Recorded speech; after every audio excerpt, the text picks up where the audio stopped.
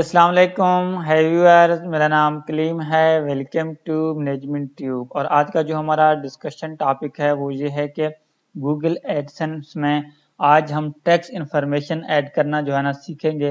आप लोगों को बताऊंगा कि आप जो है ना टेक्स्ट इन्फॉर्मेशन कैसे ऐड कर सकते हो।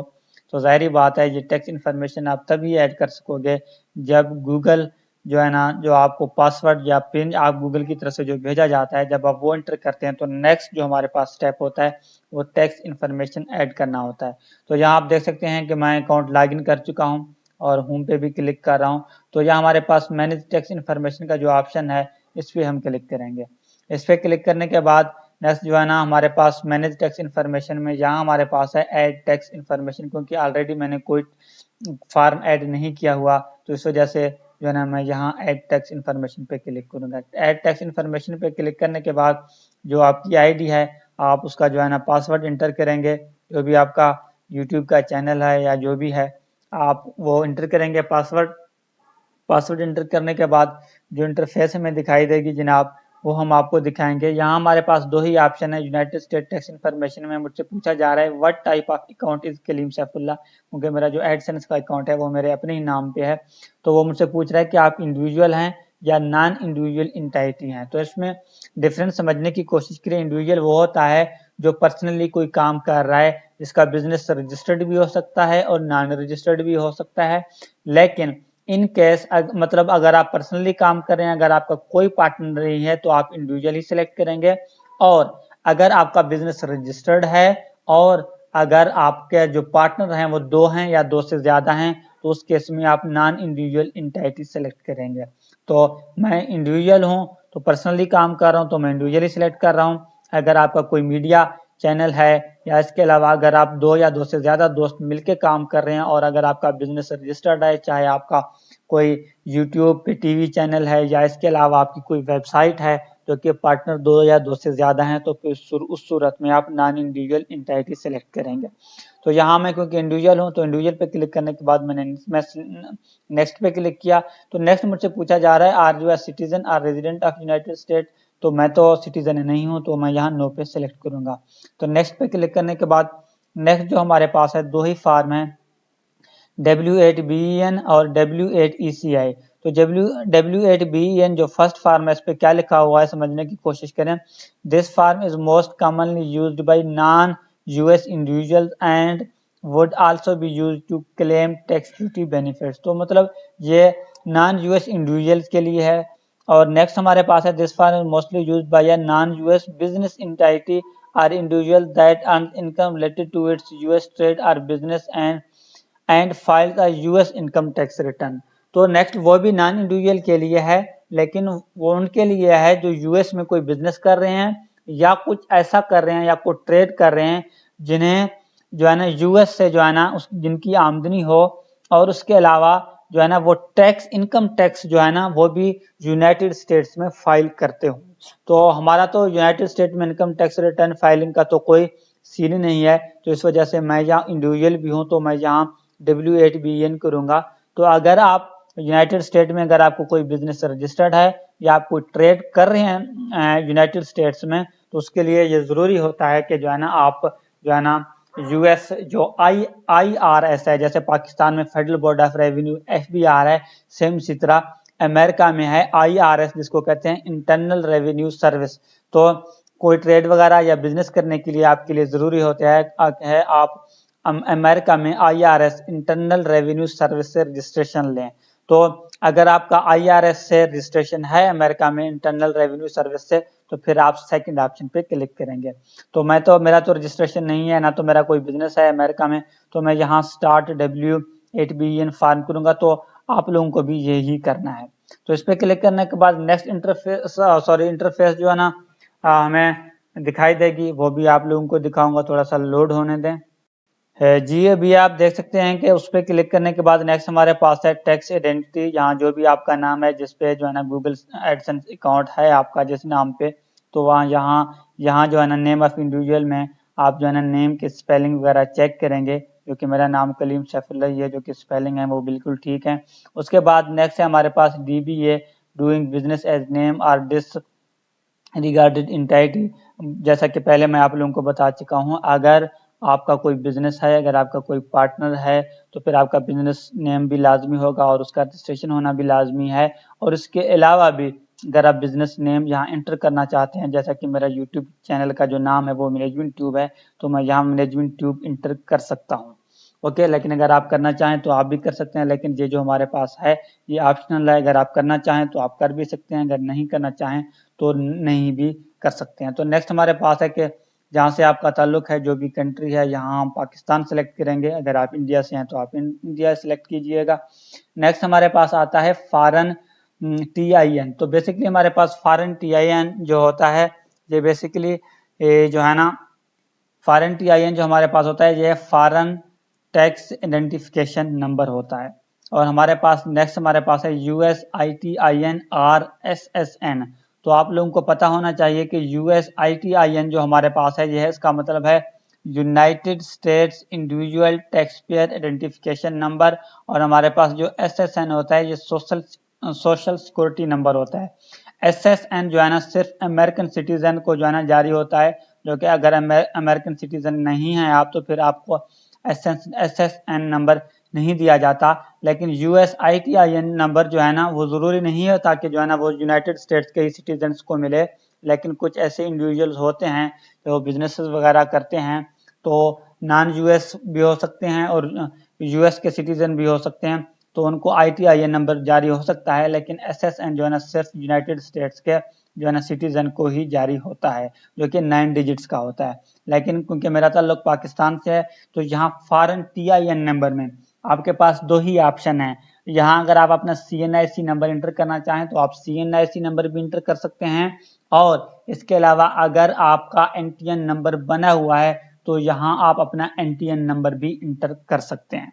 ओके, तो जो भी आप इंटर करना चाहें यहाँ आप इंटर कर सकते हैं, जो कि कोई इशू नहीं है। जी, तो अभी आप देख सकते हैं कि यहाँ फॉरेन TI नंबर में मैंने अपना NTN नंबर ऐड कर दिया। तो अगेन मैं एक चीज़ रिपीट करूँ, यहाँ आप अपना CNIC नंबर, जो कि आपका नेशनल कंप्यूटराइज मतलब शनाख्ती कार्ड नंबर है, वो आप इंटर कर सकते हैं। और इसके अलावा अगर आप रजिस्टर्ड हैं FBR से, तो अगर आप अपना NTN नंबर इंटर करना चाहें तो आप NTN नंबर भी जो है ना इंटर कर सकते हैं। उसकी वजह यह है कि ऊपर आप रीजन कंट्री जो है ना वो आप पाकिस्तान सेलेक्ट कर रहे हैं, तो जो भी आप यहाँ इंटर करेंगे तो उसकी वेरिफिकेशन हो जाती है कि आपने CNIC नंबर इंटर किया है, चाहे आपने NTN नंबर इंटर किया है, तो कोई इशू नहीं है। तो जो भी आप इंटर करना चाहें। नेक्स्ट क्या है, मैं यहाँ नेक्स्ट पे क्लिक करूंगा। नेक्स्ट पे क्लिक करने के बाद यहाँ मैंने इस पे क्लिक किया, जो कि मेरा परमानेंट एड्रेस के लिए है। यहाँ मैं पाकिस्तान ऑलरेडी सेलेक्ट कर चुका हूँ। यहाँ जो है ना आप एड्रेस सेलेक्ट करेंगे। एड्रेस सेलेक्ट करने के बाद जो भी सिटी है आपका वो आप इंटर करेंगे। अगर आपका मेलिंग एड्रेस और जो है ना परमानेंट एड्रेस सेम है तो आप इसको चेक कर देंगे, mailing address is same as permanent residence address, तो आप इस पे क्लिक करेंगे। और उसके बाद अगर आपका नहीं है तो फिर आप और एड्रेस इंटर भी कर सकते हैं। तो यहाँ हम नेक्स्ट पे क्लिक करेंगे। तो नेक्स्ट पे क्लिक करने के बाद नेक्स्ट जो इंटरफेस है वो आप देख सकेंगे। यहाँ हमारे पास जो एक अहम बात है वो यह है कि टैक्स ट्रीटी में are you claiming reduced rate of withholding under a tax treaty. तो यहाँ हमारे पास दो ही ऑप्शन है, नो और यस। तो अगर आप यस करेंगे, यहाँ क्या लिखा हुआ है, resident of the country reason claiming treaty. तो यहाँ इसमें नो या यस करने के लिए आपने जो है ना गूगल से पूछना है कि क्या आपने यस करना है या नो करना है। तो यहाँ आप गूगल करेंगे Pakistan tax treaty with US, क्या US के साथ हमारी जो है ना टैक्स ट्रीटी है कि नहीं है। तो यहाँ हमारे पास है does Pakistan have a tax treaty with US। तो यहाँ हम देखेंगे क्या लिखा हुआ है, yes the US, United States and Pakistan have a tax treaty that can offer tax payers additional benefits। तो इसका मतलब यह है कि यहाँ हम यस ही सिलेक्ट करेंगे, यहाँ हम नो नहीं करेंगे, क्योंकि पाकिस्तान और US का टैक्स ट्रीटी एग्रीमेंट है। तो उसके बाद हम क्या करेंगे, residents of country claiming treaty with US। तो यहाँ हम इसको चेक कर देंगे इस ऑप्शन को। और उसके बाद जो है ना यहाँ कंट्री रीजन में अगेन जो है ना हम जो है ना अपने कंट्री को सिलेक्ट करेंगे, जो कि पाकिस्तान है। मैंने पाकिस्तान सेलेक्ट किया। अगर आप इंडिया से हैं तो आप इंडिया भी सिलेक्ट कर सकते हैं। ओबियसली आप इंडिया सिलेक्ट करेंगे, लेकिन मैं पाकिस्तानी हूं तो मैं यहाँ पाकिस्तानी सिलेक्ट कर रहा हूँ।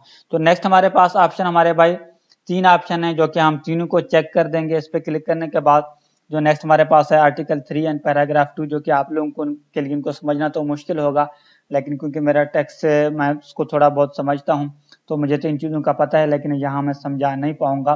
तो उसके बाद नेक्स्ट हमारे पास है 0% रिड्यूस्ड रेट ट्रीटी, हम इसको सिलेक्ट करेंगे। और इसके अलावा जो है ना इसको मैं चेक कर दूंगा, तो ऑब्वियसली जब चेक नहीं करूंगा तो नेक्स्ट हम फर्दर उसको प्रोसेस नहीं कर पाएंगे। नेक्स्ट इसको भी जो है ना चेक कर देंगे, और जहाँ जो है ना नो ट्रीटी और जहाँ जो है ना 30% जो डिफॉल्ट हमारे पास टैक्स रेट है हम उसको सिलेक्ट करेंगे। तो नेक्स्ट इसको भी चेक करेंगे, और नेक्स्ट हमारे पास थर्ड ऑप्शन है, इसको भी सेम एज इट इज जो है ना जो है हम ये सिलेक्ट करेंगे।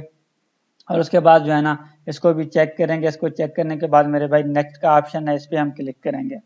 इस पर क्लिक करने के बाद जो नेक्स्ट चीज़ें हमें दिखाई देंगी वो है वो जो हमने जितने भी फार्म जो है ना यहाँ सबमिट किए, यूर टैक्स फार्म, जो हमारे 1 2 3 4 फार्म जो कि हमने यहाँ जो है ना अभी तक फिल कर लिए, तो वो यहाँ हम देख सकते हैं। उसके बाद हमने क्या करना है, I confirm that I have reviewed the generated tax document to the best of my knowledge and believe that are true correct and complete.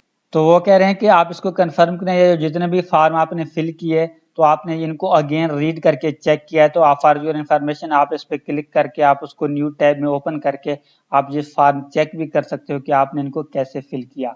तो आप देख सकते हैं कि जितने भी फार्म मैंने फिल किए वो जो है ना मेरे ओपन भी हो रहे हैं। तो आप भी इन पर सिलेक्ट करके इनको न्यू टैब में ओपन करके PDF में देख भी सकते हो, और अगर आप प्रिंट करना चाहें आप प्रिंट आउट भी कर सकते हो।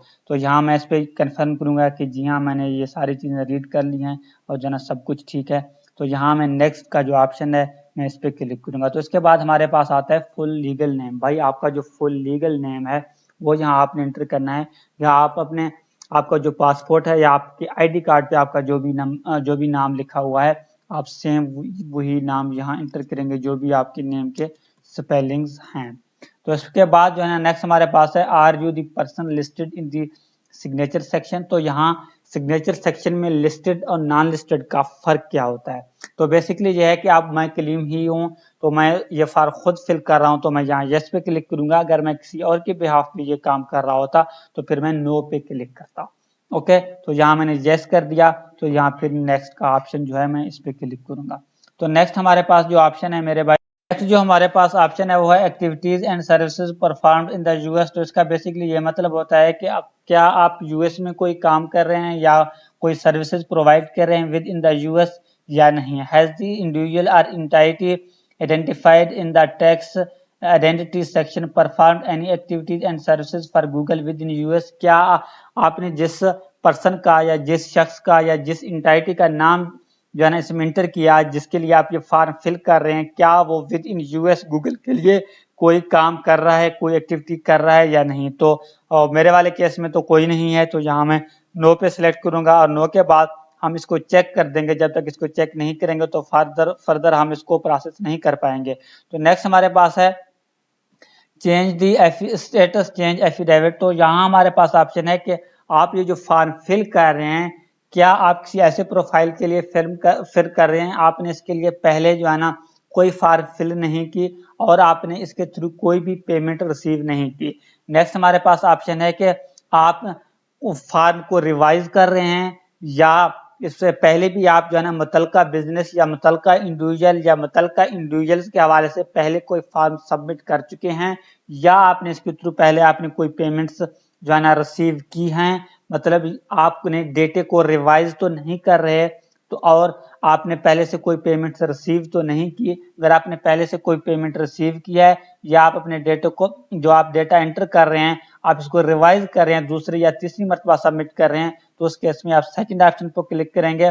लेकिन मैं जो है ना फर्स्ट टाइम इसको जो है ना फिल कर रहा हूँ इस बिजनेस के हवाले से, जो अभी मेरा बिजनेस है, और मैंने पहले कोई जो है ना पेमेंट रिसीव नहीं की। तो यहाँ मैं क्या सिलेक्ट कर रहा हूँ, I am providing tax info for a new और existing payments profile that has not received payments. Okay, तो उसके बाद जो है ना सबमिट का जो ऑप्शन है मैं सबमिट के ऑप्शन पे क्लिक करूंगा। और आप लोगों को बताता चलूं कि अगर इसमें सबमिट करते हुए आपसे कोई मिस्टेक हो भी जाए तो आप इसको जो है ना सबमिट कर सकते हो।